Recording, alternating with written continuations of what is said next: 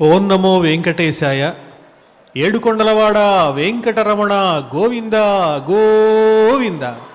శ్రీ శ్రీనివాస శ్రీ వెంకటేశ గోవింద గోవింద.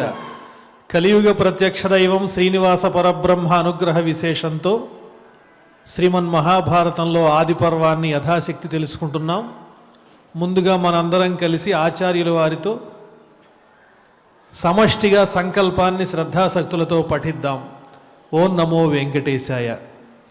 విఘ్నేశ్వర ధ్యానం శుక్లాంబరధరం విష్ణుం శశివర్ణం చతుర్భుజం ప్రసన్నవదనం ధ్యాయేత్ సర్వవిఘ్నోపశాంతయే. శ్రీనివాస ధ్యానం. నమస్తుభ్యం మహాదేవ నారాయణ కృపానిధే. పాహి మాం ఫణిశైలేశ భక్తబంధోదయానిధే. మహాభారత శ్రవణ ఫలం ద్వైపాయనౌష్ఠపుటనిసృతమప్రమేయం పుణ్యం పవిత్రమథ పాపహరం శివం చ. యో భారతం సమధిగచ్చతి వాచ్యమానం కిం తస్య పుష్కర జలైరభిషేచనేన. అథ సంకల్పః.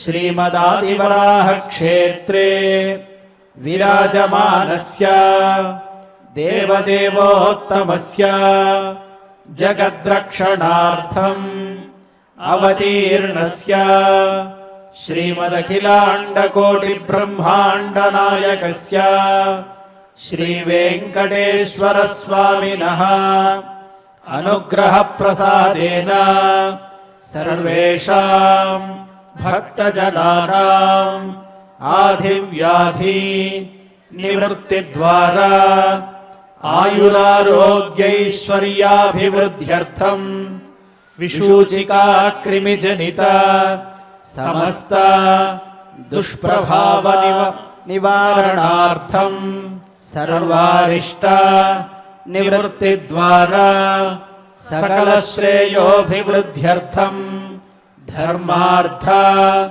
కామమోక్షాఖ్య చతుర్విధ పురుషార్థ ఫల సిద్ధ్యర్థం వాంగ్మనః కాయ ప్రవర్తిత అనేక జన్మాఘ నిబర్హణార్థం సమస్త పాపక్షయార్థం చ శ్రీమన్మహాభారతే ఆదిపర్వణి యథాశక్తి త్రయోదశాధ్యాయాంతర్గత శ్లోకపారాయణం ఆచార్యముఖేన కరిష్యామహే. వ్యాసధ్యానం. వ్యాసం వసిష్ఠనప్తారం శక్తేః పౌత్రమకల్మషం పరాశరాత్మజం వందే సుఖతాతం తపోనిధిం. వ్యాసాయ విష్ణురూపాయ వ్యాసరూపాయ విష్ణవే నమో వై బ్రహ్మనిధయే వాసిష్ఠాయ నమో నమః. నారాయణం నమస్కృత్య నరం చైవ నరోత్తమం దేవీం సరస్వతీం వ్యాసం తతో జయముదీరయేత్. శ్రీమన్మహాభారతంలో మొట్టమొదటి ఆది పర్వంలో ఎన్నో విశేషాలు మనం తెలుసుకుంటూ ఉన్నాం. ముఖ్యంగా ఆది పర్వంలో ఉన్నటువంటి ఉపపర్వాలు అనుక్రమణికా పర్వం మొదట అసలు భారతంలో ఏ విధమైనటువంటి పర్వాలు ఉన్నాయి, వాటిల్లో ఉన్న అనుపర్వాలు ఏమిటి అన్న విషయాలు చెప్పారు. రెండవదైనటువంటి ఉపపర్వంలో పర్వ సంగ్రహ పర్వంలో ఆయా ప్రధానమైన పర్వములలో ఉన్నటువంటి విశేషమైన సంఘటనలన్నీ కూడా సంక్షిప్తంగా వర్ణించి చెప్పారు. తరువాత పౌష్య పర్వం అనేటువంటి ఉపపర్వంలో ఆది పర్వంలోని ఉపపర్వంలో పౌష్యపత్రి దగ్గర నుంచి కుండలాలు తీసుకురావటం కోసం ధౌమ్యుని యొక్క శిష్యుడు బయలుదేరి వెళ్ళటం ఉత్తంకుడు, ఈ విశేషాలన్నీ కూడా చెప్పారు. అందువల్ల అది పౌష్య పర్వం అనే పేరు పొందింది. తరువాత పౌలోమ పర్వమని భృగు మహర్షి యొక్క గొప్పతనాన్ని వర్ణిస్తూ పులోముడనేటువంటి రాక్షసుడు చవన మహర్షి యొక్క తేజస్సు చేత దగ్ధమైపోయాడు. ఆ భృగు మహర్షి కుమారుడే చవన మహర్షి అని చెప్పి ఆ వంశక్రమంలో రురు మహర్షి దాకా చెప్పుకొచ్చి ఆ రురు మహర్షి సర్పయాగం గురించి తెలుసుకోవాలనేటువంటి జిజ్ఞాసతో తన తండ్రి దగ్గరకు వచ్చి కోరటం, ఈ విశేషాలన్నీ కూడా సూత మహర్షి కుమారుడైనటువంటి ఉగ్రశ్రవసుడు అనబడేటువంటి సౌతి శౌనకాది మహర్షులందరికీ వర్ణించి చెబుతున్నారు. ఈ మహాభారతంలో ఉన్నటువంటి ఉపాఖ్యానములతో కూడిన ఈ భారతాన్నంతా కూడా తెలియజేస్తూ ఆస్తిక మహర్షి అనేటువంటి ఒక మహర్షి వృత్తాంతాన్ని చెప్పబోతూ ఉన్నారు. ఆస్తిక మహర్షి జనమేజయుడు ఆచరిస్తున్నటువంటి సర్పయాగాన్ని ఆపినటువంటి వాడు, భూతదయ కలిగినటువంటి వాడు, గొప్ప తపశ్శక్తి సంపన్నుడు. అటువంటి మహర్షి చరిత్ర వినాలని మా అందరికీ కోరికగా ఉంది. ఎందువల్ల ఆస్తిక మహర్షి చరిత్ర గొప్పదైనది అంటే, సర్వభూత దయ ఎవరి దగ్గర ఉంటుందో వాళ్లే గొప్పవాళ్ళు. ఏదన్నా ఒక హింస జరుగుతున్నప్పుడు దాన్ని ప్రోత్సహించకుండా అరికట్టి మానవత్వాన్ని పెంపొందించే విధంగా ఎదుటివారిని మార్చగలిగినటువంటి వాళ్ళు ఎవరైతే సమాజంలో ఉంటారో వాళ్లే మనందరికీ ఆదర్శం. అందుకని ఆస్తిక మహర్షి అనే పేరు వినంగానే శౌనకాది మహర్షులంతా ఆ నైమిషారణ్యంలో ఉన్నవాళ్ళు, అయ్యా ఆస్తిక మహర్షి చరిత్ర మా అందరికీ చెప్పండి అని కోరితే ఆ సౌతి ఈ రకంగా చెబుతూ ఉన్నారు. ఆస్తిక మహర్షి వృత్తాంతం ఇందులో వర్ణింపబడి ఉంది కాబట్టి దీన్ని ఆస్తిక పర్వ అని పిలుస్తూ ఉన్నారు. ఎవరా ఆస్తిక మహర్షి? కథయిష్యామ్యశేషేణ సర్వపాప ప్రణాశనం ఆస్తికస్య పితా హ్యాసీత్ ప్రజాపతి సమః ప్రభు. ఏదన్నా ఒక ప్రశ్న వేస్తే ముక్కస్య ముక్కార్థ అన్నట్టుగా అడిగిన మాటకి సమాధానం చెప్పి ఊరుకోరు. నిజమైనటువంటి పౌరాణికులు ఈ సౌతి ఆస్తిక మహర్షి వృత్తాంతం చెప్పండి అంటే, ఆస్తిక మహర్షి తండ్రి ఎవరు, ఆ మహర్షి ఎంత గొప్పవారనే విషయాన్ని ముందుగా చెబుతూ ఉన్నారు. అయ్యా, సమస్తమైనటువంటి పాపములను నశింపజేసేటువంటి ఆస్తిక మహర్షి చరిత్ర మీకు చెబుతూ ఉన్నాను. ఆస్తిక మహర్షి తండ్రి ఎటువంటి వారంటే బ్రహ్మతో సమానమైనటువంటి తేజస్సు కలిగినటువంటి వారాయన. బ్రహ్మచారి యథాహార తపస్యుగ్రే రతః సదా జరత్కారు ఇతి ఖ్యాతః ఊర్ధ్వరేతాః మహాతపాః. జరత్కారు ఆయన పేరు. ఆస్తిక మహర్షి తండ్రి పేరు జరత్కారు. ఆయనకి ఇంకా వివాహం కాలేదు, ఆస్తిక మహర్షి జన్మించను లేదు. ఆయన ఎటువంటి వాడు అంటే బ్రహ్మచారి. గృహస్థాశ్రమం పట్ల ఆయనకు అంత ఆసక్తి లేదు. ఈ కష్టాలన్నీ ఎందుకు అనుభవించటం, తపస్సు చేసి ఆ పరమాత్మను చేరుకుందామని ఏ విధమైనటువంటి లంపటములు లేకుండా ఉండాలనుకున్నాడేమో ఆయన. నిరంతరము కూడా బ్రహ్మచర్యాన్ని అవలంబిస్తూ దొరికిన దానితో తృప్తి పడుతూ, యథాహార అంటే నియమంతో కూడిన ఆహారం. నియమంతో కూడిన ఆహారం అంటే మనకేమిటి అంటే, ఇప్పుడు భోజనాన్ని తగ్గించుకుంటాం శరీరం బరువు తగ్గడానికి, కానీ అది కాదు యథాహారం అంటే. ఎక్కడ ఏది దొరికితే అది, చెట్టు నుంచి రాలి పడిపోయినటువంటి పండో లేదా పత్రమో, పత్రం అంటే ఆకో, ఏదో ఒకటి. ఆహారం అంటే భోజనం చేయాలని లేదు, పండు తినాలని లేదు. ఆయనకి నడిచిపోతున్నప్పుడు ఏది కనిపిస్తే అది, ఇతరులకు అవసరం లేనిది ఏదైతే ఉందో దాన్ని ఆహారంగా తీసుకుంటాడు ఆయన. ఎందువల్లంటే కేవలం శరీరం జీవించి ఉండాలనే కోరికతో తప్ప, శరీరాన్ని నిలబెట్టడానికి తపశ్చర్య చేయటానికి తప్ప ఇంకా ఆహారం అనేది ఆనందాన్ని కలిగించడానికి కాదు అని విశ్వసించేటువంటి వ్యక్తి ఆయన. ఎప్పుడు కూడా తపస్సు చేసుకుంటూ ఉంటాడు. ఉగ్రే తపస్సి, తపస్సులో ఉంటాడు. ఎప్పుడు తపస్సు నుంచి బయటికి వస్తే అప్పుడు దొరికినటువంటి ఆకో పండో, దానికోసం ప్రత్యేకమైన ప్రయత్నం అంటూ ఉండదు. అటువంటి వ్యక్తి ఆయన. ఆయన పేరు కూడా తపస్సుకి తగినట్లుగానే జరత్కారువు అని చెబుతున్నారు. ఆస్తిక మహర్షి తండ్రి పేరు జరత్కారువు. అంటే కృషించినటువంటి దేహము కలిగిన వాడు. దేని చేత కృషించిన దేహము కలిగిన వాడు అంటే తపస్సు చేత కృషించినటువంటి దేహము కలిగినటువంటి వాడు. ఊర్ధ్వరేతాహ, ఇంకా ఎటువంటి వాడైనా ఊర్ధ్వరేతాహ, నైష్ఠిక బ్రహ్మచర్యమును అవలంబిస్తున్నటువంటి వాడు, గృహస్థాశ్రమం పట్ల ఆసక్తి లేనివాడు, సంసారాన్ని అనుభవించాలనే కోరిక లేనటువంటి వాడు. మహాతపాహ, గొప్ప తపస్సంపన్నుడు. ఆయన ఆ జరత్కారు అనే గొప్ప మహర్షి మన ఆస్తిక మహర్షి యొక్క తండ్రి అని సౌతి చెబుతూ, యాయావరాణాం ప్రవరో ధర్మజ్ఞ సంసితవ్రత స కదాచిన్మహాభాగ తపోబల సమన్విత.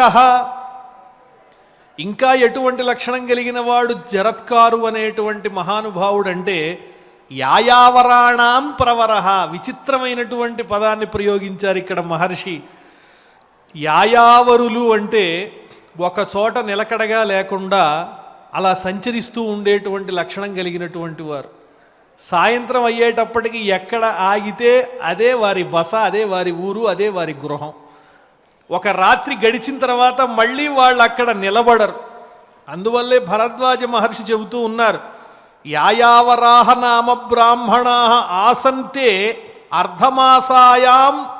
అర్ధమాసాయ అగ్నిహోత్రం అజుహవన్నితి. పక్షమునకొకసారి అగ్నిహోత్రం చేస్తూ ఉంటారు, దొరికిన దాంతో తృప్తి చెందుతూ ఉంటారు. దేశాత్ దేశాంతరం యాతి, ఒక ప్రదేశం నుంచి ఆగిపోకుండా మరొక ప్రదేశానికి వెళ్ళిపోయేటువంటి లక్షణం కలిగినటువంటి వారు, భిక్షాటనతో జీవితాన్ని గడిపేటువంటి వారు. ఎత్ర సాయంగృహ అనేటువంటి పదాన్ని వాడుతున్నారు. చచార పృథివీం సర్వాం ఎత్ర సాయంగృహో ముని. ఇంకా ఎటువంటి వాడ జగత్కారు అనేటువంటి మహర్షి అంటే ఎత్ర సాయంగృహ, సాయంకాలానికి ఏ ఊరు వెడితే అదే వారి బస. దీంట్లో ఉన్న అంతరార్థం ఏమిటి బాగా గమనిస్తే, తాను తీసుకునేటువంటి ఆహారం ద్వారా వేరొకరికి భారం లేదు, తను నివసించటం వల్ల వేరొకరికి బరువు లేదు, తన వల్ల సమాజానికి కానీ తోటివారికి కానీ ఏమీ ఇబ్బంది లేనటువంటి జీవనం, వైవిధ్యమైనటువంటి పవిత్రమైనటువంటి జీవనం. ఒక మిద్దె గట్టి ఆ మిద్దెలో ఇన్ని గదులు ఉండాలి, ఆ గదుల్లో ఒకటి పిల్లల కోసం, ఒకటి మా కోసం, ఒకటి అతిథుల కోసం, దాని మీద ఇంకొకటి కట్టాలి, ఇంకా ఏదైనా ఒక స్థలాన్ని ఏర్పాటు చేసుకుని స్థిరంగా ఉంటూ మనం ఉన్నటువంటి ఊరిలో ఉన్న సౌకర్యాలన్నీ కూడా మనం హాయిగా అనుభవిస్తూ ఉండాలి. పాలు, పెరుగు ఇవన్నీ సమయానికి అందుతూ ఉంటాయి. నిశ్చింతగా జీవనం కడుపు కదలకుండా సాగిపోతూ ఉంటుంది అనే ఆలోచన లేదు. ఈరోజు ఇక్కడుంటే రేపు ఇంకెక్కడో, అక్కడి నుంచి ఇంకెక్కడో. ప్రతిరోజు కూడా ఆనాడు దొరికినటువంటి భిక్షతో జీవనాన్ని గడుపుకుంటూ సాయంత్రం అయిందంటే మళ్ళీ ఆ ఊరిలో ఇంకొకళ్ళని యాచించే పని లేదు, మరొక ఊరికి వెళ్ళవలసిందే, అక్కడ మళ్ళీ ప్రారంభం చేసుకోవలసిందే తప్ప ఒక చోట స్థిరంగా లేనటువంటి జీవనం, పవిత్రమైనటువంటి జీవనం గడుపుతూ ఉన్నారు. కాబట్టి అంత పవిత్రమైన వాడు ఆ జరత్కారు అనేటువంటి మహర్షి. ఆయన భూమి అంతా కూడా తిరుగుతూ తీర్థేషు చ సమాప్లావం కుర్వన్ అటతి సర్వశః. ఎన్నో తీర్థములన్నీ కూడా సేవిస్తున్నాడు ఆయన ఒంటరిగా. సంసారం లేదు కాబట్టి అంతా తిరుగుతూ ఉన్నాడు. ఒక పుణ్యతీర్థం నుంచి మరొక పుణ్యతీర్థానికి వెడుతూ అక్కడ పవిత్రమైన జలాల్లో స్నానం ఆచరిస్తూ భగవంతుణ్ణి దర్శించుకుంటూ అలా సంచరిస్తూ జీవనం గడుపుతూ ఉన్నాడు. యాయావరులు అంటే గ్రామైక రాత్రవాసులు, ఒకరోజు ఒకే గ్రామమునందు నివసించేటువంటి వారే యాయావరులు. అంటే విభిన్నమైనటువంటి సంప్రదాయాలు, విభిన్నమైనటువంటి అలవాట్లు, అంటే అవన్నీ సమాజానికి ఉపకరించేటువంటివే. ధర్మాః బహువిధాలోకే శృతిభేద ముఖోద్భవాః దేశధర్మాశ్చ దృశ్యంతే కులధర్మాస్తథైవచ. ఒక్కొక్క ప్రదేశంలో ఒక్కో రకమైనటువంటి ధర్మాలు నడుస్తూ ఉంటాయి. వాళ్ళ అభ్యాసాలు, అలవాట్లు ఒకటిగా ఉంటాయి. ఇళ్లల్లో ఉండే సంప్రదాయాలు వేరే రకంగా ఉంటాయి. ఇవన్నింటినీ కూడా ధర్మబద్ధంగా నిర్వహించుకుంటూ అనేక మంది అనేక చోట్ల వారి వారి ధర్మాచరణలన్నీ కూడా చేస్తూ ఉంటారు. అందులో భాగంగానే ఈయన జరత్కారు అనేటువంటి యాయావర వృత్తిని అవలంబించి జీవించేటువంటి ఈ మహర్షి కూడా పరమ పవిత్రమైన జీవితాన్ని అవలంబిస్తూ ఉన్నారు. వారొక్కరే కాదు, వారి పూర్వీకులు కూడా అదే విధమైన జీవన విధానం కలిగిన వారు. చరణ్ దీక్షాం మహాతేజా దుశ్చరామ కృతాత్మభిః వాయుభక్షో నిరాహారః సుష్యన్న నిమిషో మునిః. ఆయన ఎంతో దీక్షగా సంచారం చేస్తూ ఉన్నాడు, గొప్ప తేజస్సు కలిగినటువంటి వాడు. ఆయన చేసేటువంటి కార్యాన్ని సామాన్యులు ఎవరూ కూడా ఆచరించలేరు. ఎందువల్ల ఆచరించలేరంటే ప్రతి ఒక్కళ్ళకి కూడా ఆశ అనేటువంటి ఉంటుంది కదా. ఆశ ఉన్నటువంటి వాళ్ళు అన్నింటినీ విడిచి 4 చోట్ల తిరుగుతూ దొరికిన దాంతో తృప్తి చెందుతూ స్థిర నివాసము, సంపదలు, ఆస్తులు లేకుండా ఎవరు ఉండగలరు? అందువల్ల ఇంకెవరూ కూడా, ఇంద్రియ నిగ్రహం లేని వాళ్ళు ఎవరూ కూడా ఇటువంటి చక్కని అలవాటు చేసుకోలేనటువంటి వాళ్ళు. దుశ్చరాం అకృతాత్మభిః. అకృతాత్మభిః అంటే ఏ విధమైన నియంత్రణ, ఇంద్రియ నిగ్రహం లేనటువంటి వారు ఎవరూ కూడా ఆచరించలేని దివ్యమైనటువంటి వ్రతాన్ని ఆచరిస్తూ ఉన్నారు ఈయన. ఇంకా ఎటువంటి వారు? వాయుభక్షో నిరాహారః సుష్యన్ అనిమిషో మునిః. వాయుభక్ష, ఆ జరత్కారు అనేటువంటి మహర్షి వాయువుని భక్షిస్తారట. వాయువుని ఎవరైనా భక్షించగలరా? సర్పములు మాత్రమే భక్షించగలవు. అంటే కొంతమంది ఋషులు సూర్యుని తేజస్సు నుంచి వచ్చేటువంటి కిరణములను ఆహారంగా స్వీకరించి జీవిస్తారు. కొంతమంది వాయువుని ఆహారంగా తీసుకుని జీవిస్తారు. కొంతమంది నీటితో జీవిస్తారు. ఇవన్నీ కూడా సామాన్యులు చేయలేనటువంటివి. అంటే వాయువుని ఆయన ఆహారంగా స్వీకరిస్తున్నాడంటే అర్థం ఏమిటంటే వాయువును ఆయన స్వాధీనంలో పెట్టుకోగలిగినటువంటి తపశ్శక్తిని సముపార్జించాడు అని ఇందులో ఉన్నటువంటి అర్థం. నిరాహార, మామూలు ఆహారం కూడా తీసుకోవటం మానేశారు. సుష్యన్ అనిమిషో ముని. అనిమిష అంటే దేవతలు. వారికి ఎప్పుడూ కనురెప్పలు ఆర్పటం ఉండదు, నిద్రపోరు. ఈయన కూడా నిద్రను కూడా జయించాడు ఈ జరత్కారు అనేటువంటి మహర్షి. ఆహారాన్ని తీసుకోవటాన్ని జయించాడు, అలాగే వాయుభక్షణతో తృప్తి పడుతూ ఉన్నాడు. చివరకు నిద్రను కూడా విడిచిపెట్టి తీవ్రమైనటువంటి తపశ్చర్యలో ఉన్నటువంటి వాడు ఆ జరత్కారు అనేటువంటి మహర్షి. ఇతస్తతః పరిచరన్ దీప్తపావక సప్రభః అటమానః కదాచిత్ స్వాన్ సదదర్శ పితామహాన్. అదేవిధంగా ఆయన సంచారశీలుడు కాబట్టి ఎక్కడా స్థిరంగా లేకుండా అటు ఇటు తిరుగుతున్నాడు. ఆయన తేజస్సు ఎలా ఉందంటే తపశ్శక్తి ప్రకాశిస్తూ ఉన్నటువంటి అగ్నిహోత్రునితో సమానమైన తేజస్సు కలిగినటువంటి వాడు ఆ జరత్కారు మహర్షి. అటువంటి తేజస్సు కలిగిన ఆయన అటు ఇటు సంచరిస్తూ ఒక చోట ఒక విచిత్రం చూసేటండి. ఆయన ఏం చూచాడు అంటే వాళ్ళ పితృదేవతల్ని దర్శించాడు. పితృదేవతలంటే ఒకప్పుడు మరణించినటువంటి వాళ్ళు. వాళ్ళని ఈయన ఎలా చూడగలిగాడు? మనందరికీ కనిపించరుగా పితృదేవతలు. ఆయనకి ఎలా కనిపించారు అంటే ఆయన యొక్క తీవ్రమైన తపశ్చర్య దీక్ష వల్ల, ఆయనలో ఉన్నటువంటి ఇంద్రియ నిగ్రహం వల్ల, గొప్పతనం వల్ల మాత్రమే పితృదేవతలు కనిపించారు. కనిపించేటప్పటికి వాళ్ళందరినీ చూచాడు. వాళ్ళు పితృదేవతలని ఆయనకి తెలియదు. వాళ్ళు ఏ అవస్థలో ఉన్నారు పాపం అంటే లంబమానాన్ మహాగర్తే పాదైరూర్ధ్వైః అవాంగ్ముఖాన్ తానబ్రవీత్ సదృష్ట్వైవ జరత్కారు పితామహాన్. ఆ పితృదేవతలు ఎలా ఉన్నారు? జరత్కారుని యొక్క పితృదేవతలు ఎలా ఉన్నారంటే ఒక పెద్ద గొయ్యిలో తలకిందులుగా వేలాడుతూ ఉన్నారు. ఒక గొయ్యి ఉంది, ఆ గోతిలో వేలాడుతున్నారు. దేనికి వేలాడుతున్నారు? తల కిందుగా ఉంది, పాదాలు పైకున్నాయి, తలకిందులుగా వేలాడుతూ ఉన్నారు. వాళ్ళని చూచి ఏమిటి మీరంతా ఎవరు? ఎందువల్ల ఇక్కడ ఇలా వేలాడుతూ ఉన్నారు? ఈ గోతిలో ఎందువల్ల వేలాడుతున్నారంటే కే భవంతః అవలంబంతే గర్తే హ్యస్మిన్ అధోముఖాః. వేలాడాలి అంటే ఏదో ఒక ఆధారం ఉండాలిగా. ఆధారం లేకుండా గోతిలో వేలాడలేరు. వాళ్ళకి ఆధారంగా ఏమున్నది అంటే వీరణస్తంభకే లగ్నాః సర్వతః పరిభక్షితే. వట్టివేళ్లకు సంబంధించినటువంటి గడ్డికి వాళ్ళు వేలాడుతూ ఉన్నారు.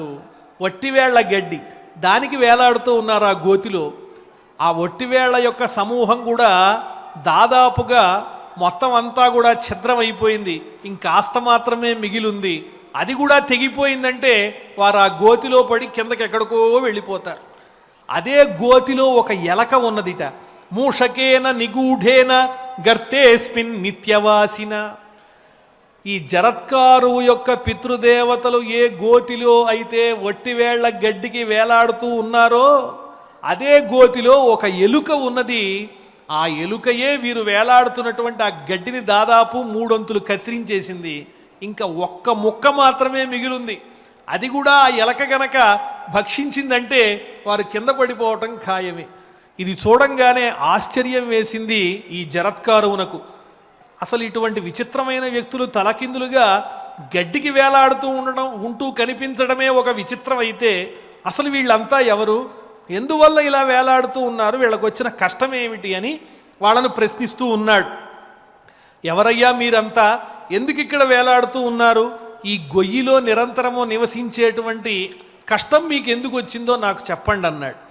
అంటే అప్పుడు ఆ పితృదేవతలు ఇలా చెబుతున్నారు, నాయన మేమెవరమో తెలుసా, యాయావరా నామ వయం ఋషయః సంసితవ్రతాః సంతాన ప్రక్షయాద్ బ్రహ్మన్ అధో గచ్ఛామ మేదిని.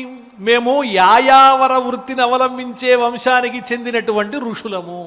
ఈ వ్రతం ఎవరికి ఉన్నది, ఈ జరత్కారువునకు ఉన్నది. ఈ జరత్కారువుని యొక్క వంశంలో ఉన్న మూల పురుషులే వీళ్ళంతా. మేమంతా కూడా ఆ వంశంలో ఉన్నటువంటి వాళ్ళము. సంతానం లేకపోవటం వల్ల మా తర్వాత వంశం నిలబడదేమో అనేటువంటి భయంకరమైన పరిస్థితిలో మేము ఉన్నాము. మా వంశంలో ఇంకెవరూ మిగలలేదు, ఒకే ఒక్కడు మిగిలాడు. సంతాన ప్రక్షయాత్, సమృద్ధిగా సంతానం లేకపోవటం వల్ల, నశించిపోవటం వల్ల మేము పైలోకాలకి వెళ్ళవలసినటువంటి వాళ్ళం అధోలోకాలకి వెళ్ళే విధంగా ఈ గోతిలో వేలాడుతున్నాము అని చెప్పారు. అంటే సంతానం గనక కలిగితే వాళ్ళు అందించేటువంటి తర్పణముల ద్వారా పితృదేవతలకు ఉత్తమ లోకాలు ప్రాప్తిస్తాయి. సంతానం లేకపోతే పితృదేవతలకు ఉత్తమ లోకాలు ప్రాప్తించవు. మా అధోగతి అక్కడ ఉన్నది. మా వంశంలో ఉన్నటువంటి వాళ్ళు ఇంకెవరూ లేరు, మాకు తర్పణములు ఇచ్చేటువంటి వాళ్ళు. అస్మాకం సంతతిస్త్వేకో జరత్కారురితి స్మృత. ఒకే ఒక్కడున్నాడు, అతని పేరే జరత్కారు అనేటువంటి వాడు. ఆ జరత్కారు అనేటువంటి మహాపురుషుడు ఒక్కడు జీవించున్నాడు మా వంశంలో. అతను పెళ్ళెప్పుడు చేసుకుంటాడు, సంతానాన్ని ఎప్పుడు పొందుతాడు, అప్పుడు మాకు పైలోకాలు వస్తాయి. ఒకవేళ జరత్కారువు వివాహం చేసుకోకుండా అక్కడితో గనక వంశం ఆగిపోతే మేము పైలోకాలకు వెళ్ళేది లేదు, మేమంతా కూడా అధోలోకాలకి పోవలసిందే. అతడు ఎటువంటి వాడై ఉన్నాడంటే మందభాగ్య అల్పభాగ్యానాం తప ఏవ సమాస్థిత. అసలైనటువంటి వేదంలో చెప్పబడినటువంటి ధర్మాన్ని ఎరుగక ప్రజాతంతుం మా వ్యవచ్ఛేత్సీహి అని వేదంలో చెప్పారు కదా. అంటే వంశ పరంపరను నీవు అడ్డుకోవద్దు. విద్యాధ్యయనం అయిపోయిన తరువాత వెంటనే గృహస్థాశ్రమాన్ని స్వీకరించాలి. సంతానాన్ని పొందడానికే అసలు వివాహం అనేటువంటి వ్యవస్థను ఏర్పాటు చేశారు, అంతేగాని సుఖభోగాలు అనుభవించడానికి కాదు. ఎప్పుడైతే సంతానం కలుగుతుందో తద్వారా ఈ పితృదేవతలకు పితృతర్పణాలు ఇవ్వటం ద్వారా వారు పై లోకాలకు వెళ్ళి తరించేటువంటి మార్గం ఉంది. కానీ మందభాగ్యుడు బుద్ధిహీనుడైనటువంటి మా వంశంలో మిగిలిన ఒకే ఒకడు జరత్కారు అనేటువంటి వాడు, నేను వివాహం చేసుకోను, నేను తపస్సే ఆచరిస్తాను, ఈ గృహస్థాశ్రమం నాకెందుకు అని చెప్పి వివాహం చేసుకోకుండా అటు ఇటు తిరుగుతున్నాడు. వాడు ఎక్కడైనా కనిపిస్తే చెప్పండి. అల్పభాగ్యానం, మేమంతా కూడా అల్పమైనటువంటి భాగ్యం కలిగినటువంటి వాళ్ళం. ఇప్పుడు ఆ ఎలుక కొరికేగా మిగిలినటువంటి ఒకే ఒక ఆధారం ఉన్నదే, ఆ ఆధారమే ఈ జరత్కారు. ఇతడు వివాహం చేసుకోకుండా కనుక అతను కూడా ఈ లోకం నుంచి వెళ్ళిపోతే ఇంకా వారికి మళ్ళీ మార్గాంతరం లేదు. అక్కడ ఎలుక అంటే ఏమిటి అంటే యమధర్మరాజు అని చెబుతూ ఉన్నారు. ఆ యమధర్మరాజు అనేటువంటి ఎలుక మమ్మల్ని ఎప్పుడు అపహరిస్తుందో మాకు తెలియటం లేదు. కాబట్టి అతను ఎక్కడైనా కనిపిస్తే అతనికి చెప్పండి అంటే, నసపుత్రాన్ జనయితుం దారాన్ మూఢశ్చికీర్షతి తేన లంబామహే గర్తే సంతానస్య క్షయాదిహ. అతడు వివాహం చేసుకోవడానికి ఇష్టపడకపోవడం వల్ల మూఢుడై మూర్ఖుడై వేదధర్మాన్ని ఆచరించకుండా తపస్సు ద్వారానే బ్రహ్మచర్యం ద్వారానే ముక్తి పొందాలి, పరమాత్మను దర్శించాలి అని ప్రయత్నించడం వల్ల మేము ఈ గోతిలో వేలాడుతున్నాం. అనాథాహతేన నాథేన యథా దుష్కృతినస్తథా కస్త్వం బంధురివా అస్మాకం అనుశోచసి సత్తమ. మేము జరత్కారు అనేటువంటి ఒకే ఒక ఆధారం మాకు ఉన్నప్పటికీ అనాథల్లాగా దిక్కు లేకుండా ఈ గోతిలో పడి వేలాడుతూ ఉన్నాము. ఏం పాపం చేశామో నువ్వెవరో కానీ మాకు తెలీదు, మా మంచి కనుక్కునేవాళ్లాగా వచ్చి మీరంతా ఏమిటి కష్టపడుతున్నారని మా కోసం నువ్వు దుఃఖపడుతున్నావు. అసలు నువ్వెవరు? జ్ఞాతుమిచ్ఛామహే బ్రహ్మన్ కో భవానిహ నస్థితః కిమర్థం చైవ నశోష్యాన్ అనుశోచసి సత్తమా. నువ్వెవరో తెలుసుకోవాలని మా కోరికగా ఉందయ్యా ఓ బ్రాహ్మణోత్తమ. నీ పేరేమిటి, ఎక్కడి నుంచి వచ్చావు? మా జరత్కారు ఎక్కడన్నా నీకు కనిపించాడా? మేమిక్కడ కష్టపడుతూ ఉంటే ఆత్మీయుని వలె వచ్చి మమ్మల్ని పలకరిస్తూ ఉన్నావయ్యా, దుఃఖిస్తున్నటువంటి మమ్మల్ని ఓదారుస్తున్నావు, మాకెంతో ఆనందంగా ఉంది అన్నారు. నిజంగానే పితృదేవతలు సంతోషాన్ని పొందితేనే మనకి సమస్తమైనటువంటి ఐశ్వర్యములు కలుగుతాయి. సంతుష్టౌ పితరౌ యస్మిన్, ఎక్కడైతే పితృదేవతలు సంతోషాన్ని పొందుతారో వారి వంశం అంతా కూడా ఆనందాన్ని పొందుతుంది. కాబట్టి ఎప్పుడూ కూడా వారిని స్మరించాలి, వారికి తగినటువంటి తర్పణాదులు ఆబ్దికాలన్నీ కూడా శ్రద్ధగా ఆచరించాలి. చేసినప్పుడు మాత్రమే మనకి సుఖ సంతోషాలు జీవితంలో ఉంటాయి. ఏమండి ఇవన్నీ నమ్మదగినటువంటివా? ఇలా చెప్తే వాళ్ళు వచ్చి స్వీకరించడం మనం ఏమన్నా చూస్తామా అంటే, మనం దేవుడి దగ్గర కూర్చుంటాం, ఓ భగవానుడా రావయ్యా, ఇదిగో నీకు అర్ఘ్యం సమర్పిస్తున్నాను, చేతులు కడుక్కో, పాదాలు కడుక్కో, ఆసనం వేశాను కూర్చో, నీకు ఇప్పుడు ధూపాన్ని వెలిగిస్తున్నాను స్వీకరించు అని మంత్రాలన్నీ చెబుతూ ఉంటాం. అలాగే నైవేద్యం పెడతాం, ఆయన వచ్చి తింటున్నట్టు మనం చూసామా? ఇదంతా కూడా మనలో ఉన్నటువంటి విశ్వాసము, నమ్మకము, అది నిజమని మహర్షులు మనకి చెప్పారు. దాన్ని నమ్మటమే, నమ్మి శుద్ధిగా ఆచరించినట్లయితే తప్పనిసరిగా వాళ్ళందరూ కూడా సంతుష్టులవుతారు, మనకి మంగళములన్నీ కూడా కలుగుతాయి. కాబట్టి చేసేటువంటి పనిలో విశ్వాసం అనేటువంటిది ప్రధానంగా మనకి ఉండాలి. కాబట్టి కంటికి కనిపించిందే నిజం, మన కంటికి కనిపించనిది ఏది కూడా అబద్ధము అనేటువంటి తత్వాన్ని మనం ఆశ్రయించకూడదు. మనకి తెలియనటువంటి విచిత్రాలు ఎన్నో ఉన్నాయి. మన దేశాన్ని దాటి పొరుగు దేశానికి వెడితే అక్కడ మనం చూడని విచిత్రాలు ఎన్నో చూస్తాం. అక్కడి నుంచి ఇంకో చోటికి వెడితే అక్కడ ఇంకొన్ని విశేషాలు, అయ్యో ఇవి ఎప్పుడు మనం తెలుసుకోలేదే అనుకుంటాం. ఒకానొకప్పుడు దూరవాణి, దూరశ్రవణం ఇవన్నీ కూడా మహర్షులు చేసేవారు అని మనం విన్నాం. అవి ప్రమాణంగా మనం నమ్మకపోవచ్చు, కానీ ఇప్పుడు మనం ఎక్కడికైనా మాట్లాడగలం. ఇప్పటికిప్పుడు విదేశాల్లో ఉన్న వాళ్ళతో మాట్లాడగలం. కావాలంటే రయ్యమని ఆకాశంలో విహరిస్తూ వేరే చోటుకు కూడా వెళ్ళిపోగలం. మరి దూర ప్రయాణం ఇంత తొందరగా అంటే సరైనటువంటి ఆధారాలు మన కంటికి కనిపించినప్పుడు మాత్రమే అవి నిజము అని అనుకోవటం అనేటువంటిది పొరపాటు. మహర్షులు ఎన్నో గొప్ప గొప్ప విజ్ఞానాన్ని అంతా కూడా మనకు అందించి ఉన్నారు. కాబట్టి మనిషిని నడిపించేది ఏమిటి అంటే ప్రధానంగా నమ్మకమే.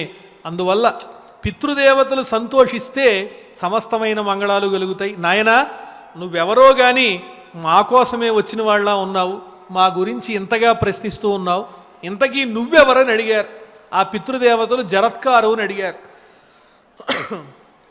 అడిగితే అప్పుడు ఆ జరత్కారు చెప్పాడు, నేనెవరో కాదు, మీరెవరినైతే మందభాగ్యుడు అన్నారో ఆ జరత్కారు నేనే.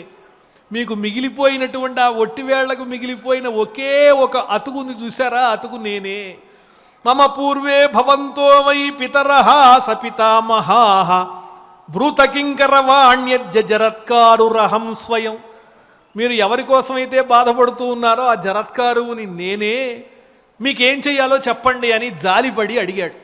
మీకేం కావాలో కోరుకోండి, అది నేను యథాశక్తి చేస్తాను, మీకు ఈ దుఃఖం లేకుండా చేస్తానని జరత్కారు పితృదేవతలతో చెప్పాడు. వెంటనే పితరః ఊచుహు, పితృదేవతలు ఇలా చెప్తున్నారు, యతస్వ యత్రవాంస్తాత సంతానాయ కులస్యనః ఆత్మనోర్ధే అస్మదర్ధే చ ధర్మ ఇత్యేవ వా విభో. నాయనా మా మీద నీకేదన్నా కరుణ ఉంటే, దయ ఉంటే, తపస్సుతోనే నేను భగవంతుడి దగ్గరికి వెళ్తాను, సంసారం వద్దు అనేటువంటి భావన విడిచిపెట్టి వెంటనే వివాహం చేసుకుని సత్సంతానం కోసం ప్రయత్నించు. ఆత్మనః, మా కోసం, కేవలం మా కోసం కాదు. ఇప్పుడు మేము వేలాడుతూ నీకు అధోలోకానికి వెళుతూ నీకు కనిపించాం కదా, రేపు నీకు సంతానం లేకపోతే నీకు కూడా ఇదే అధోగతి పడుతుంది.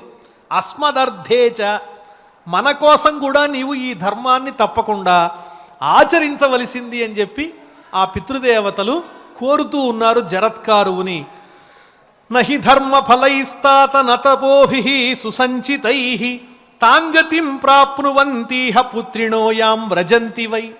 ఎన్ని ధర్మాలు ఆచరించినా, ఎన్ని తపస్సులు చేసినా, ఎంత సాధించినా కూడా సంతానాన్ని పొందకపోయినట్లయితే వాళ్ళు ఉత్తమమైనటువంటి గతుల్ని పొందలేరు. అందువల్ల దశరథ మహారాజు అంత వృద్ధుడైనా కూడా ఏ విధంగా సంతానాన్ని పొందాలి అని ఆలోచించి అశ్వమేధయాగం చేసి పుత్రకామేష్టి చేసి కష్టపడి దైవానుగ్రహాన్ని సముపార్జించుకున్నాడు.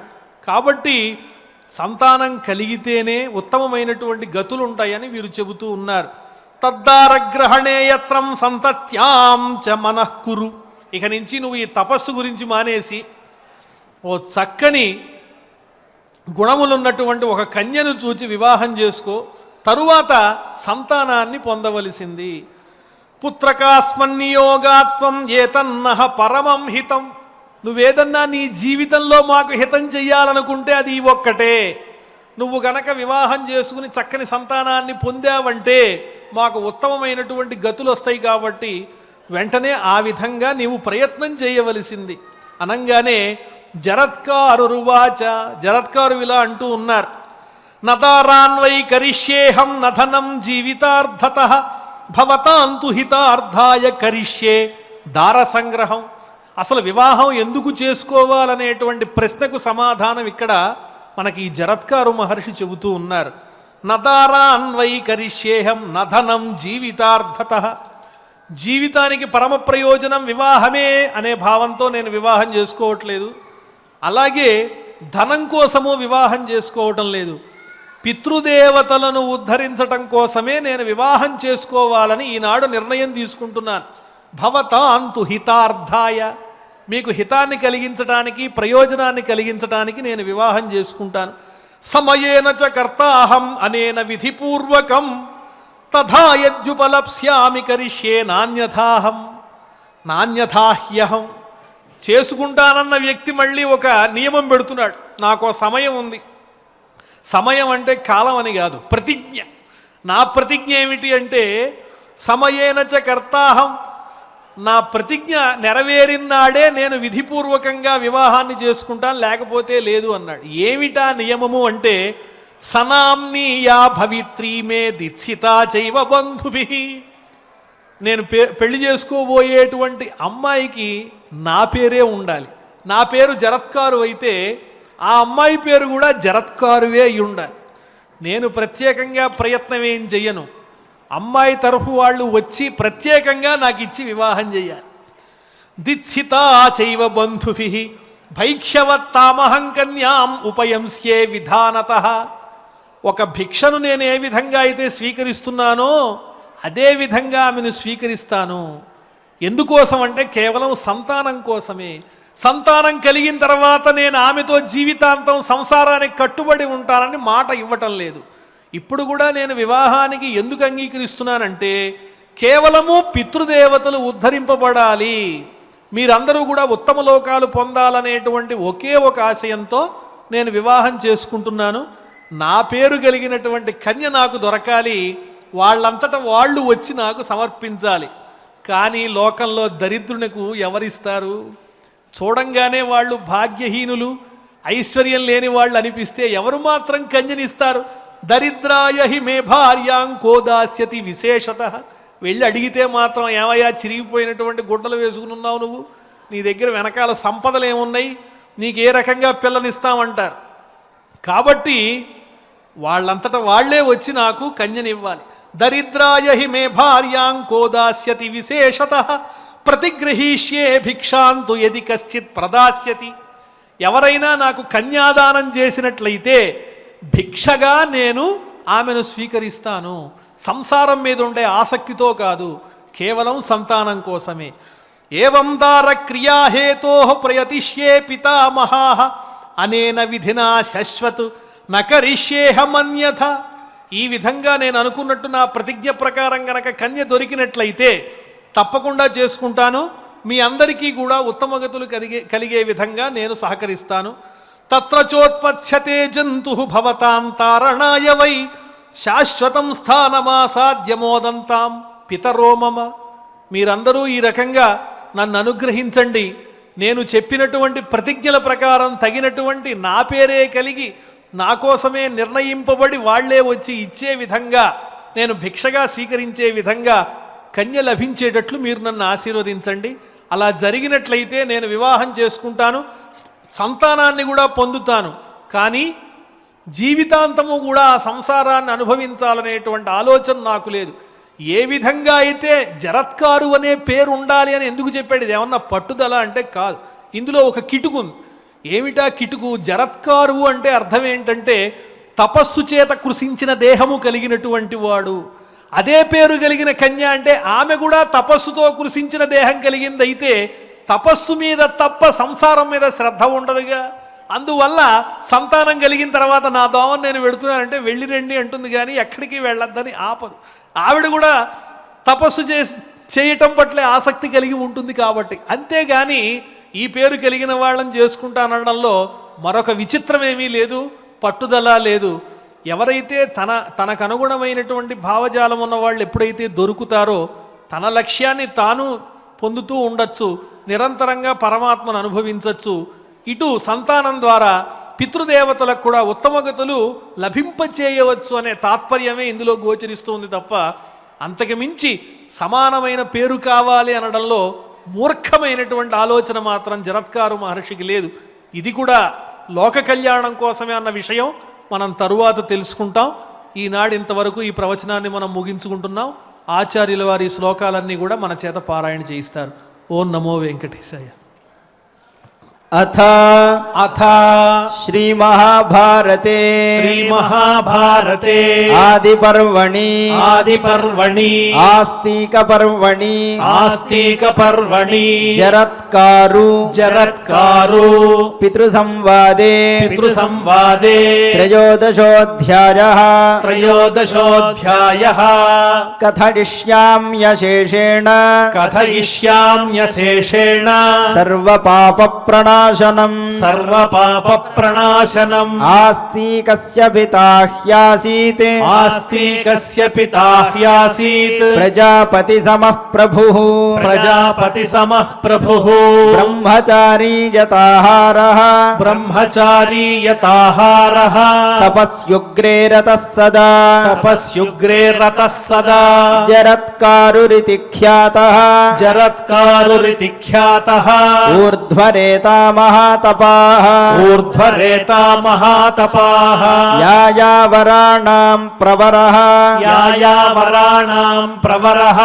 ధర్మజ్ఞః సంశితవ్రతః సకదాచిన్మహాభాగః తపోబలసమన్వితః చచార పృథివీం సర్వాం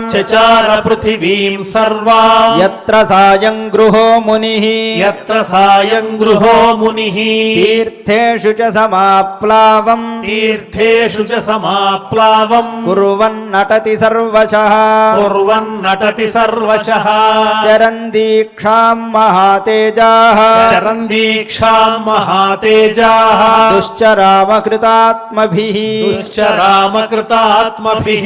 వాయుభక్షో నిరాహారః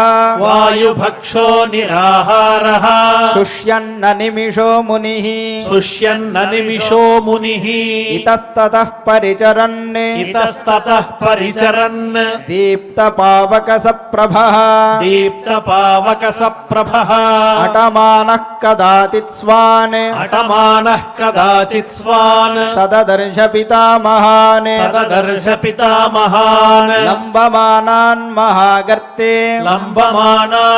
महागर्ते पादैरोर्ध्वैरवाङ्मुखान् पादैरोर्ध्वैरवाङ्मुखान् तानब्रवीत् स दृष्ट्वैव तानब्रवीत् स दृष्ट्वैव जरत्कारुः पितामहान् जरत्कारुः पितामहान् के भवन्तोऽवलम्बन्ते के भवन्तोऽवलम्बन्ते गर्ते ह्यस्मिन्नधो मुखाः गर्ते ह्यस्मिन्नधो मुखाः वीरणस्तम्भके लग्नाः वीरणस्तम्भके लग्नाः सर्वतः परिभक्षिते सर्वतः परिभक्षिते मूषकेन निगूढेन मूषकेन निगूढेन गर्तेऽस्मिन्नित्यवासिना गर्तेऽस्मिन्नित्यवासिना पितर ऊचुः पितर ऊचुः यायावरानामवयम् यायावरानामवयम् ऋषयः संशितव्रताः ऋषयः संशितव्रताः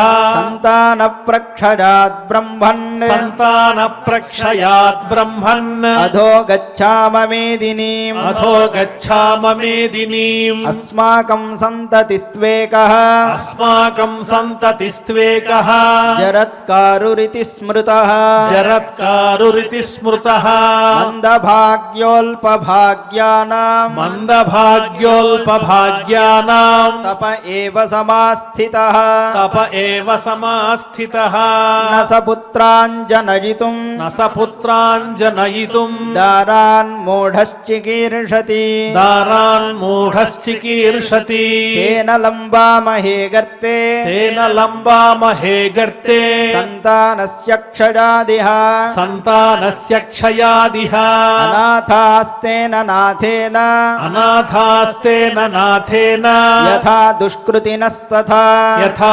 दुष्कृतिनस्तथा कस्त्वं बन्धुरिवास्माकं कस्त्वं बन्धुरिवास्माकम् अनुशोचसि सत्तमा अनुशोचसि सत्तमा ज्ञातुमिच्छामहे ब्रह्मन् ज्ञातुमिच्छामहे ब्रह्मन् को भवानिह न स्थितः ओ भवानिह न स्थितः किमर्थं चैव न शोष्यान् किमर्थं चैव न स्योष्यान् अनुशोचसि सत्तमा अनुशोचसि सत्तमा जरत्कारुरुवाच जरत्कारुरुवाच मम पूर्वे भवन्तो वै मम पूर्वे भवन्तो वै पितरः स पितामहः पितरः स पितामहाः ब्रूत किङ्करवाण्यद्य ब्रूत किङ्करवाण्यद्य जरत्कारुरहं स्वयं जरत्कारुरहं स्वयम् पितर ऊचुः पितर ऊचुः यतः स्वयत्नवांस्तात यतः स्वयत्नवांस्तात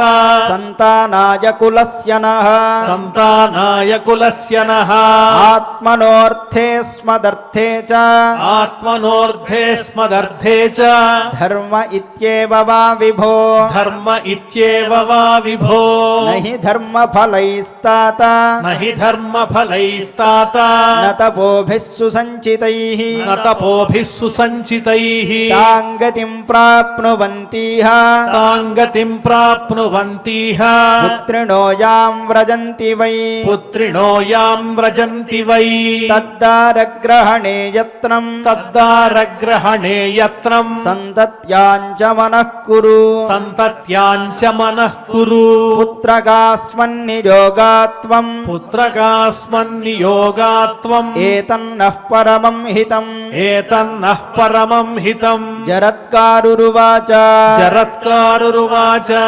दारान् वै करिष्येऽहम् न दारान् वै करिष्येऽहम् न धनं जीवितार्थतः न धनं जीवितार्थतः भवतां तु हितार्थाय भवतां तु हितार्थाय करिष्ये दारसङ्ग्रहम् करिष्ये दारसङ्ग्रहम् समयेन च कर्ताहम् समयेन च कर्ताहम् अनेन विधिपूर्वकम् अनेन विधिपूर्वकम् तथा यद्युपलप्स्यामि तथा यद्युपलप्स्यामि करिष्ये नान्यथा ह्यहम् करिष्ये नान्यथा ह्यहम् सनाम्नीया भवित्री मे सनाम्नीया भवित्री मे दित्सिता चैव बन्धुभिः दित्सिता चैव बन्धुभिः భైక్ష్యవత్తామహం కన్యాం భైక్ష్యవత్తామహం కన్యాం ఉపయంస్యే విధానతః ఉపయంస్యే విధానతః దరిద్రాయ హి మే భార్యాం దరిద్రాయ హి మే భార్యాం కోదాస్యతి విశేషతః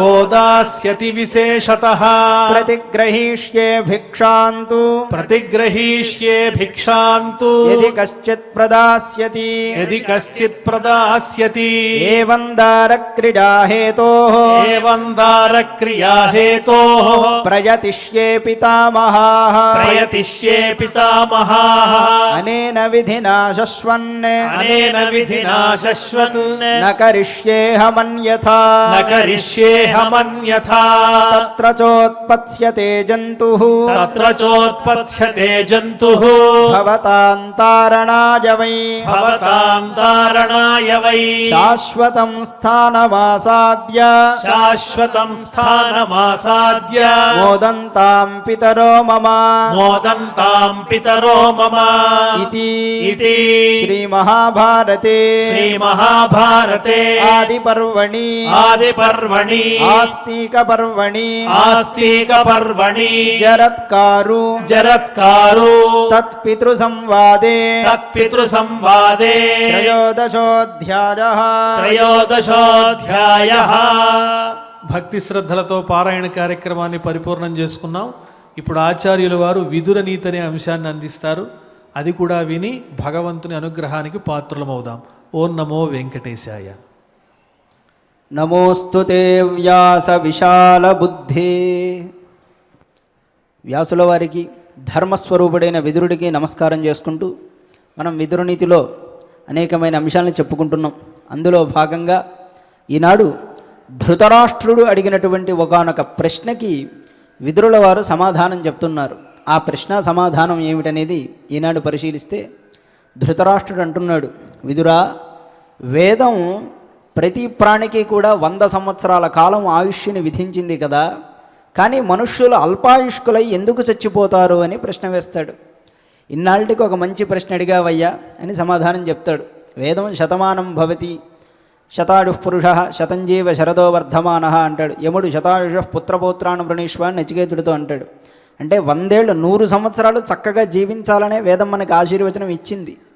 కానీ మనిషి ఎందుకయ్యా సగంలో చచ్చిపోతాడు అంటే అప్పుడు ఆ ప్రశ్నకి విదురుల వారు సమాధానం చెప్తారు. ఇది తెలుసుకోవాల్సినటువంటి అంశం. మనిషికి ఆయుష్ ఎందుకు క్షయమవుతుంది అనేది తెలియకపోతే ఆయుష్ ఎలా పెంచుకోవాలో తెలియదు కదా.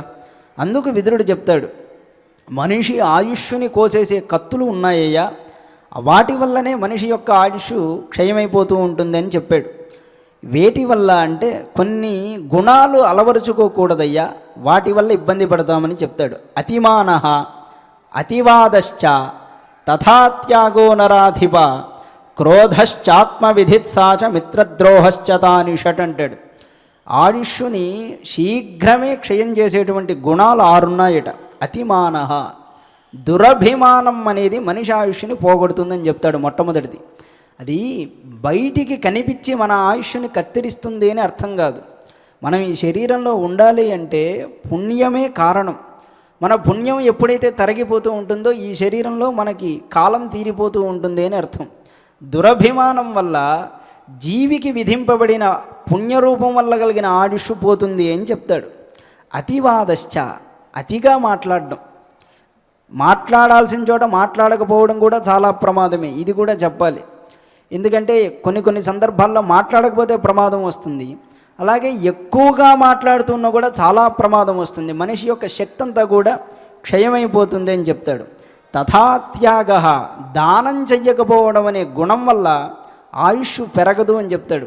మనం సహజంగా ఈ కోతులకి, కుక్కలకి, పశుపక్షాదులకి అన్నం పెడుతూ ఉంటాం కదా, వీటి వల్ల కూడా చాలా దోషాలు పోతాయని జాతకంలో, జ్యోతిష శాస్త్రంలో కూడా చెప్పారు కొన్ని సందర్భాల్లో.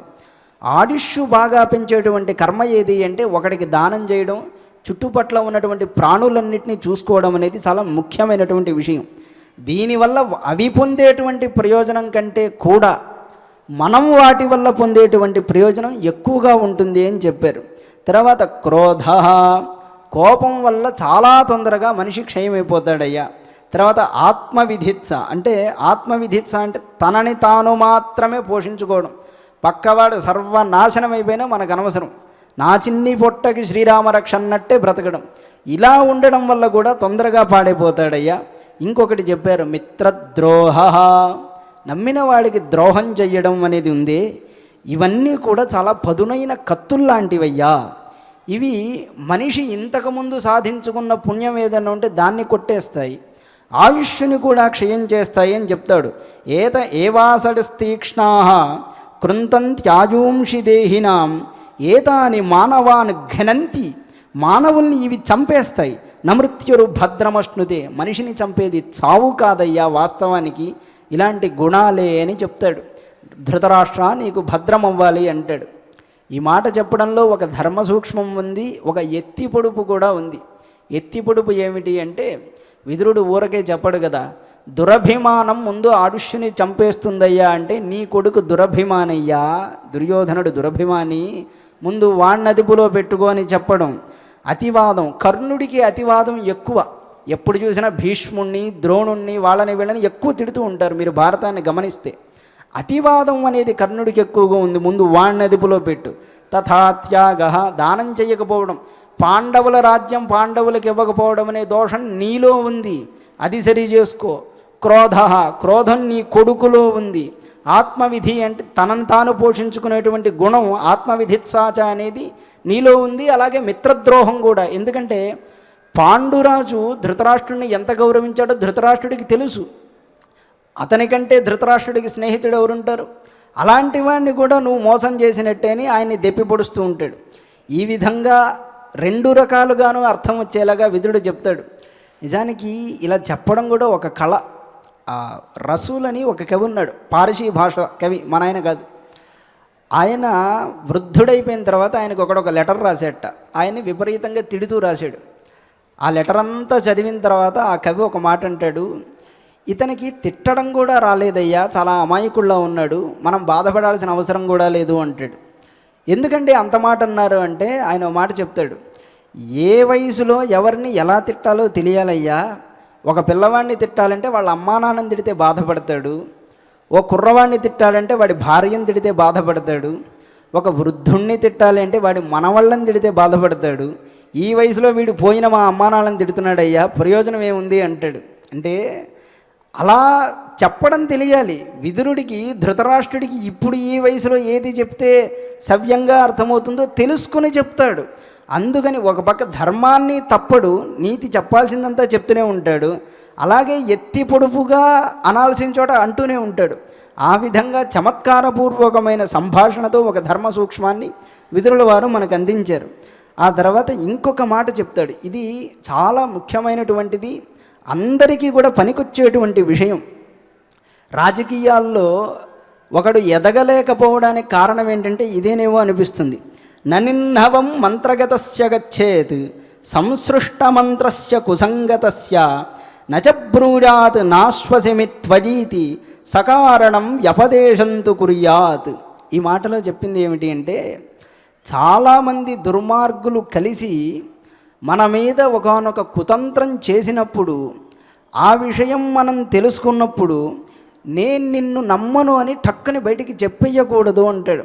అలా చెప్పేస్తే ఏం చేస్తారంటే చూస్తున్నాంగా జైల్లో పెట్టేస్తారు, అవసరమైతే చంపేస్తారు, ఏదైనా చేసేయచ్చు, అందులో ఇది ఏదైనా ఏమి ఉండదు. మరి అలాంటప్పుడు ఏం చెప్పాలి అంటే నాశ్వసిమిత్వజీతి, కనీసం నేను ఇలా చెయ్యను, నేను ఇలా ఉండను, నేను నిన్ను నమ్మను అనే మాట కూడా మాట్లాడకూడదు అంటాడు. బయటికి చక్కగా నమ్మినట్టే ఉండాలి, మెల్లగా అక్కడి నుంచి తప్పుకుని తర్వాత వ్యవహారం ఏంటి అనేది ఆలోచించాలి అంటాడు. ఛత్రపతి శివాజీని ఒకసారి ఔరంగజేబు తీసుకెళ్ళి ఆయన కారాగారంలో బంధిస్తాడు, గృహ నిర్బంధం చేస్తాడు, కారాగారం కాదు గృహ నిర్బంధం చేస్తాడు. ఎలాగంటే ఒక విందు కోసం పిలిచి గృహ నిర్బంధంలో ఉంచితే ఔరంగజేబు కూతురు ఛత్రపతి శివాజీని ఇష్టపడుతుంది.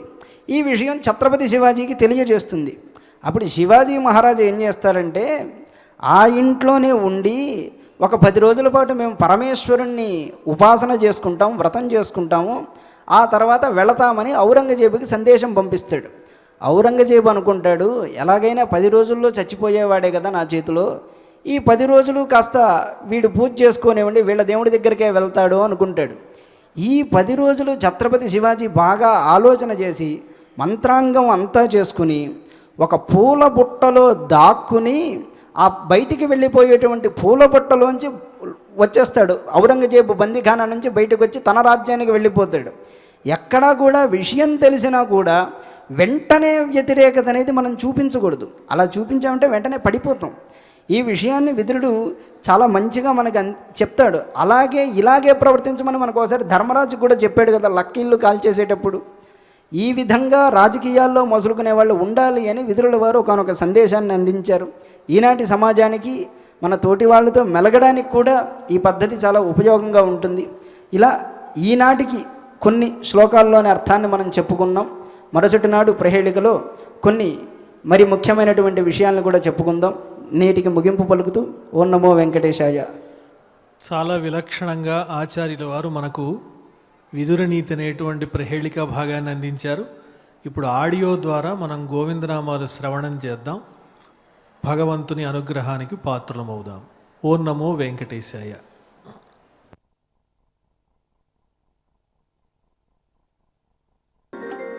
శ్రీనివాస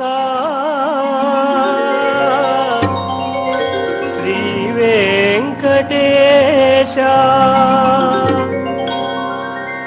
శ్రీనివాస శ్రీ వెంకటేశ భక్తవత్సల భాగవత ప్రియ నిత్య నిర్మల నీలమేఘ శ్యామ పురాణ పురుష పుండరీకాక్ష నందనందన నవనీత చోర పశుపాలక శ్రీ పాప విమోచన దుష్ట సంహార దురిత నివారణ శిష్ట పరిపాలక కష్ట నివారణ గోవింద హరి గోవింద గోకుల నందన గోవింద గోవింద హరి గోవింద గోకుల నందన గోవింద.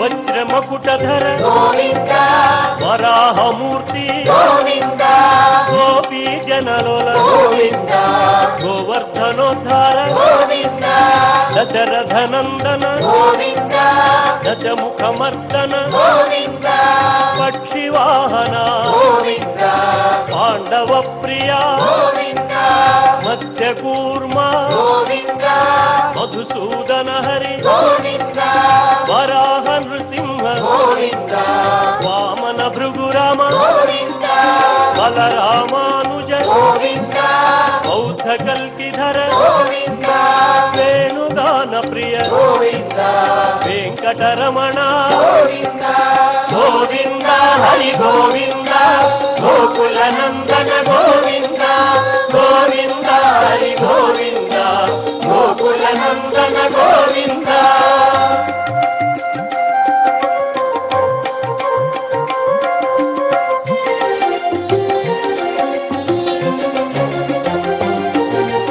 సీతానాయక గోవింద ధృత పరిపాలక గోవింద దీన పోషక గోవింద ధర్మ స్థాపక గోవింద అనాథ రక్షక గోవింద ఆపద్ బాంధవ గోవింద శరణాగత విదే గోవింద కరుణాసాగర గోవింద కమల దళాక్ష గోవింద కామిత ఫలద గోవింద పాప వినాశక గోవింద పాహి మురారే గోవింద శ్రీముద్రాంకిత గోవింద శ్రీవత్సాంకిత గోవింద ధరణీ నాయక గోవింద దినకర తేజ గోవింద గోవింద హరి గోవింద గోకుల నందన గోవింద గోవింద హరి గోవింద గోకుల నందన గోవింద.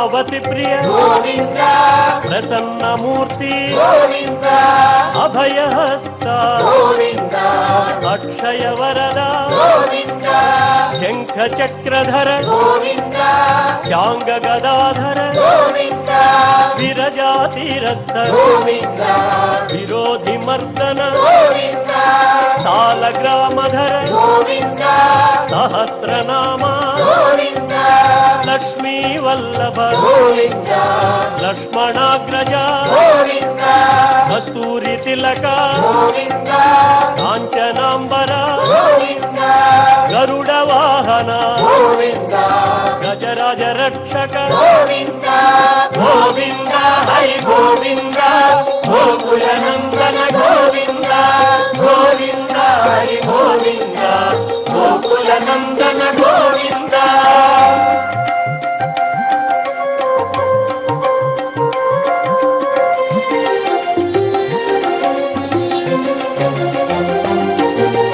వానర సేవిత వారధి బంధన సప్తగిరీశ ఏక స్వరూప శ్రీరామకృష్ణ రఘుకుల నందన ప్రత్యక్ష దేవా పరమదయాకర వజ్ర కవచధర వైజయంతి మాల వడ్డీ కాసులవాడ వసుదేవతనయ బిల్వ పత్రార్చిత భిక్షుక సంస్థుత శ్రీ పుంరూప శివకేశవమూర్తి గోవింద హరి గోవింద గోకుల నందన గోవింద గోవింద హరి గోవింద గోకుల నందన గోవింద.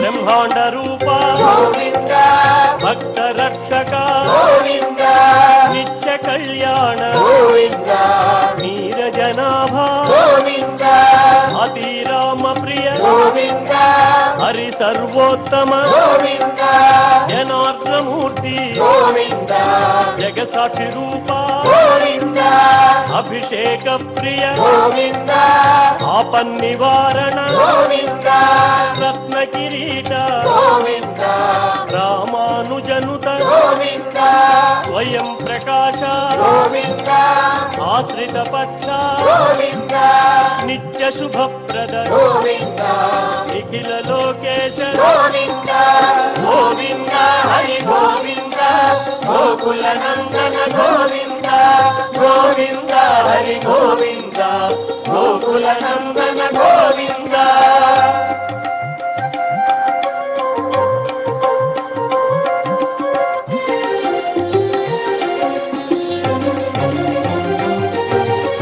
ఆనంద రూప ఆద్యంతరహిత ఇహ పరదాయక విభరాజ రక్షక పరమదయాళో పద్మనాభ హరి తిరుమలవాస తులసీ వనమాల శేషశాయినే శేషాద్రి నిలయ మత్స్యావతార ఏడు కొండలవాడ గోవింద హరి గోవింద గోకుల నందన గోవింద గోవింద హరి గోవింద గోకుల నందన గోవింద గోవింద హరి గోవింద గోకుల నందన గోవింద గోవింద హరి గోవింద గోకుల నందన గోవింద గోవింద హరి గోవింద గోకుల నందన గోవింద గోవింద హరి గోవింద గోకుల నందన గోవింద గోవింద హరి గోవింద.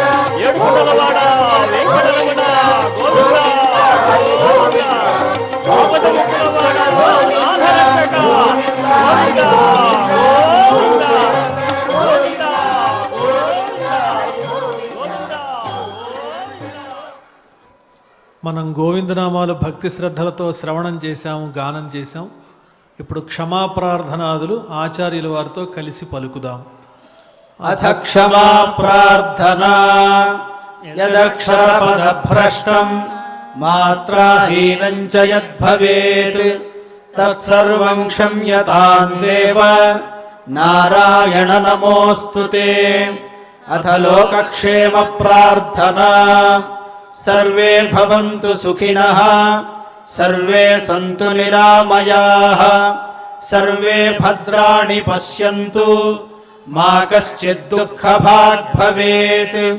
అథ భగవత్సమర్పణం కాయేన వాచా మనసేంద్రియైర్వా బుద్ధ్యాత్మనా వా ప్రకృతే స్వభావాత్ కరోమి యద్యత్ సకలం పరస్మై నారాయణాయేతి సమర్పయామి. అథ మంగళం శ్రియః కాంతాయ కళ్యాణ నిధయే నిధయేర్థినాం శ్రీవేంకటనివాసాయ శ్రీనివాసాయ మంగళం.